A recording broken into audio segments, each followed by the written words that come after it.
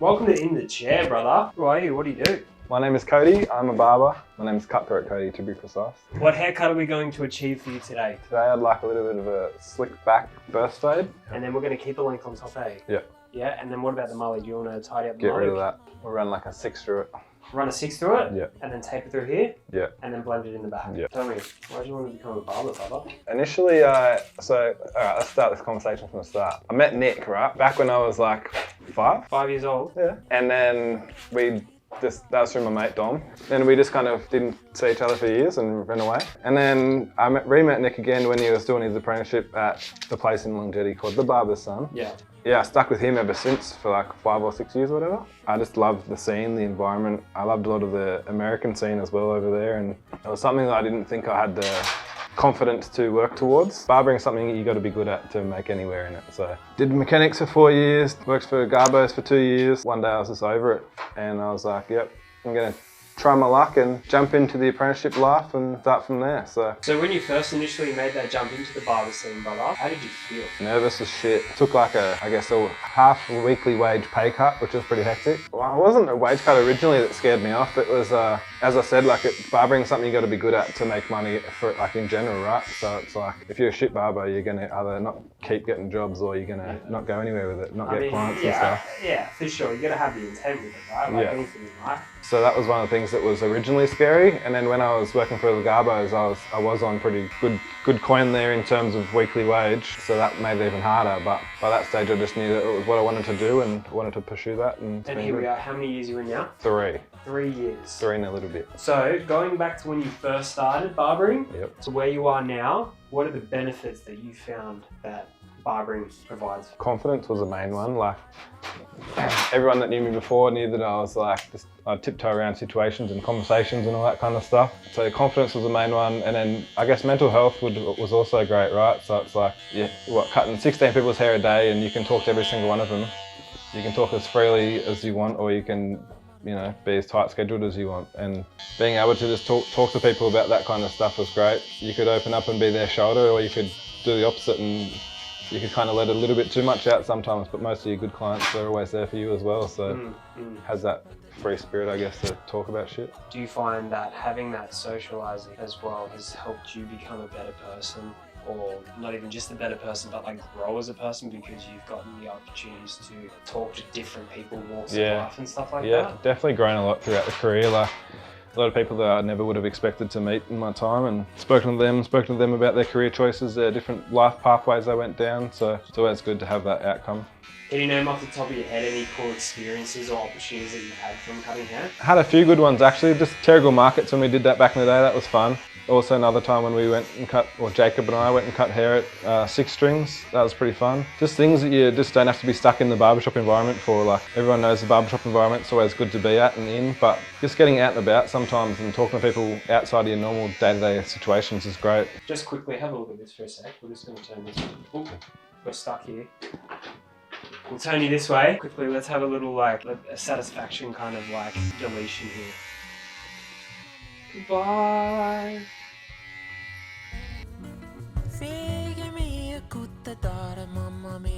Everyone says it, but I've never had to cut my own mullet off, so it definitely feels lighter. My curls are so thick, so it doesn't help the situation. Yum, yum, yum. What do you feel like the barbershop environment is so important for men? I think it's a place, like I say this to a lot of people. A lot of people come into the barbershop, they automatically relax, they're automatically tired. It's a place where you can come down and not have to worry about life for a good half an hour, Sit down, have a beer, talk to your barber, which is half the time your best mate, and you can just be yourself for a bit and not have to worry about what's outside of that door. I think there's a bit of a stigma as well, I guess some barbershops have their own kind of outlook on how they want to run their barbershop, which is totally fine, but it's welcome. I believe when we had the shops, right, it was welcome for everyone, but majority men, right? We're barbers, we cut men's hair, we don't cut women's hair. Don't cut women's long hair. Don't cut women's long hair, yeah, exactly right. That was one of the biggest things that I learned from barbering was the social interaction that a barbershop can have on the impact of community is next level. being able to have a community of people come together, people that don't know each other, come into a space like a communal space and like, be attracted, especially from like, people like yourself or people like, Jacob and other barbers that we know have a certain personality, so it attracts certain people. Yeah, definitely. Which then connects other people to them as well, sure. which is so cool. And a lot of barbers have such different personalities, as you said. So it's like someone might like you, someone might like me, but then in the barbershop, everyone's all together, How do you feel like the barbershop or being a barber plays a role in with, as we were touching on before, about communication and talking and community building and stuff like that? Mental health is such a big one, right? Yeah, definitely. And the outlet of communicating to other human beings is such a therapeutic thing, right? And being a barber, how do you feel like being a barber yourself, holding that space for someone else is important? Something that not everyone walks into and will automatically have that confidence or trust in you, but it's something that if you can stick with that one barber and eventually they can just open up about shit they never ever would have thought they'd speak to anyone about. Like, I've seen this post one day, it was like, therapy is expensive, go get a haircut.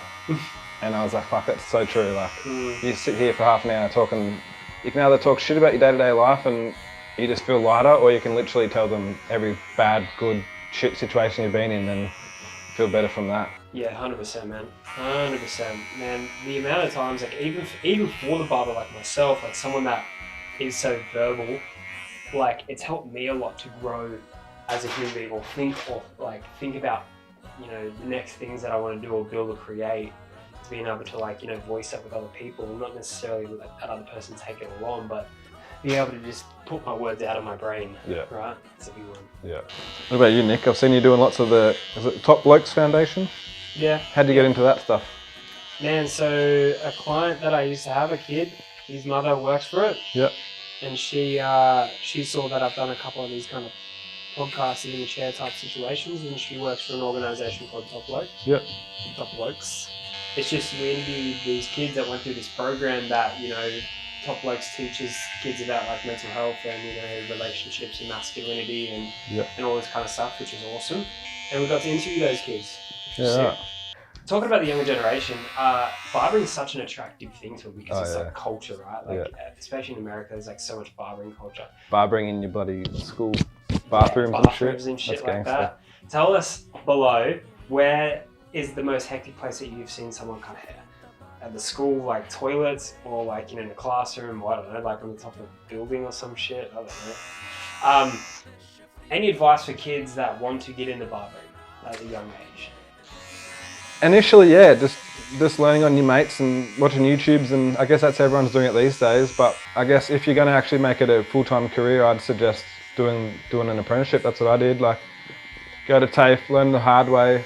Takes a little bit longer than a lot of other places, but I feel like you come out of it fully qualified. Learn more than just how to cut hair, but you learn why you do it, and you learn a lot of shit you don't need, to be fair. But no, you don't. But like, yet again, you learn the industry a lot quicker. Yeah. In a way, like you do what you don't. Like, there's a lot of messing around, and there's a lot of like, just like anywhere, right? There's a lot of bad advice out there. For sure. There's a lot of bad, traits that a lot of people do that kind of gets them in holes that like. I believe there's different type of barbers in this world. Right? Yeah. There's the ones that just do like the in and out type of barbershops. Yeah. You're really challenging me with this haircut today. I haven't done a haircut for this in a while. Really? Maybe like a year. Yeah. It's alright, I got you. Where do you want to take barbering? Where do you want to go with it? Eventually, like I'll own my own shop. That'll be good fun. What are you going to call it? I've already bought a business name called the Cutthroat Society. Follow it on Instagram. Stickers coming soon. Are we building that right now, are we? Is that the whole thing? The plug. When am I going to come work for you? Mate, that sounds like a great idea. Don't tempt me. I'll come work for you. Alright, I've locked it in. Everyone heard it here first. January 2024. 2 months. Fuck. Don't know if I'll be ready by then, but yeah. No, that's the I wouldn't say an end goal, but it's definitely a goal. Yeah. But just kind of taking it step by step at the moment. I've only just finished my apprenticeship in July, so sole trader now, working for myself under the barber space. So that's been a good spot. Working in Woombarrel. What do you love about building a clientele up, like your own little community? What do you love about it? Fuck, that's a hard one. I just like having a lot of, I guess, honestly, they're all just my mates, It's just a whole bunch of mates that come to me and hang out, sit down, have beers, talk about anything. People that, I guess, slowly work to knowing me and me knowing them and having that responsibility of like their haircuts and their safe space as well. It's like somewhere they can come in and not have to go, oh fuck, this guy's gonna fuck my hair up. It's good knowing that I can not be that guy for one.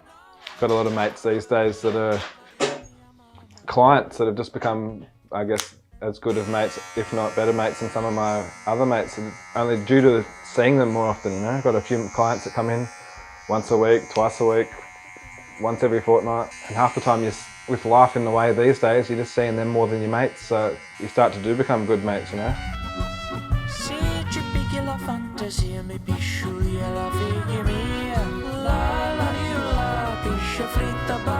Have you had any times when you've gotten a haircut and you're like, holy shit, that sucks? I guess before I was a barber, when I didn't know good barbers and bad barbers.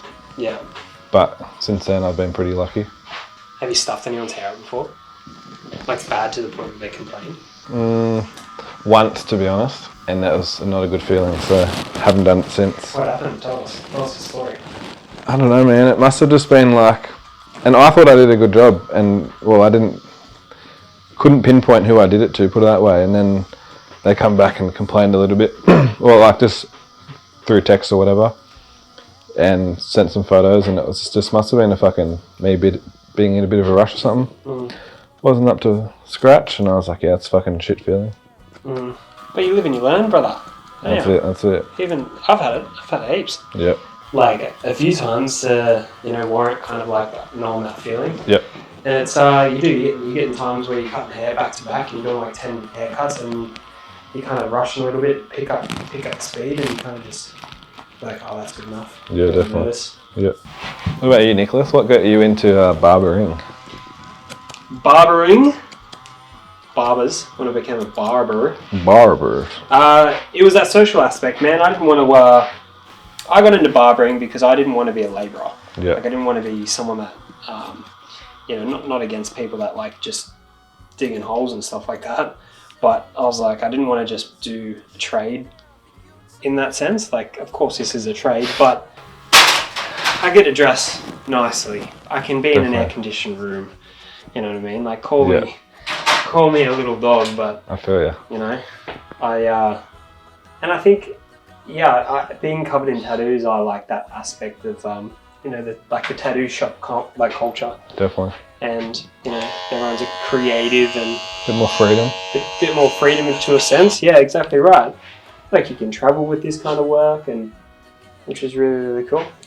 I love cutting hair, and then kind of fell out of love for cutting hair a little bit, but I love the social aspect of it. I think it got to a point where I learned my craft to the point where now I haven't really cut hair much in the past 12 months, but you throw me this kind of haircut and I'm like, yeah, I can do it. Yeah. And it might take me just a little bit longer to perfect it, but I'm not at that point where I'm like, oh shit, what am I doing? Yeah. If I was to stuff something up a little bit here, I'd be able to adjust. At that point, and it's a skill that I've learned, and I've learned it for the rest of my life. Yeah. What do you reckon some key things for barbers to learn to grow their clientele? Patience. Doesn't come in a day. You're not going to get clientele in the first week and have them coming back every single week. So definitely patience is the key. What retains clients over a longer period of time, do you reckon? What have you found that helps? Consistency, I guess. You're not going to do the perfect haircut all the time, but you need to keep it fucking bang on and keep it as consistent as you can. That's always been a good one. Just making sure the client's always happy and always walking out with a fresh haircut.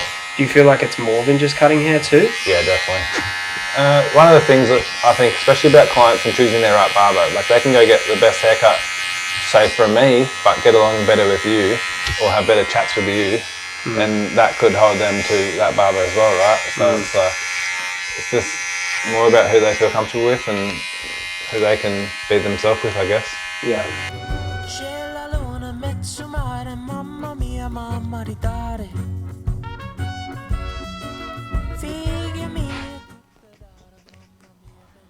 It's not gonna fit. That's what she said. Massive. Have I still got it? You still got it. the nick Nice little effect. fade on there. Looks Nice little good. fade. Here, let me line it up a little bit more and just make sure everything's sweet and tight, and then we'll wrap this bad boy up. Any Alright. words of wisdom from Cutthroat Cody here today? Any quotes that we can just quote up here? Just get it. Just get at it. Get it! It's been inspiring to see you grow as a person. I want to be a little bit touchy-feely here. Thank you, sir. I'm not going to touch anything, but we're just going to spread the love here with my words. But I've known Cody for a few years now, and seeing him grow from being someone that was like, I want to become a barber, to being a barber now. Barber, you're killing it, brother. Thanks, mate. And I'm very proud of you, and I'm excited to see where you go. You inspire me to keep going and keep leveling myself up, no matter what we do in life. Like, even if I'm doing content and creation and shooting weddings and stuff. How's that feel, bro? Feels good. Love Very you. good. Love Very you. fresh. Go follow Cody on Instagram, TikTok, and OnlyFans. Coming soon. Bomba, nasz kopete, czy czaka,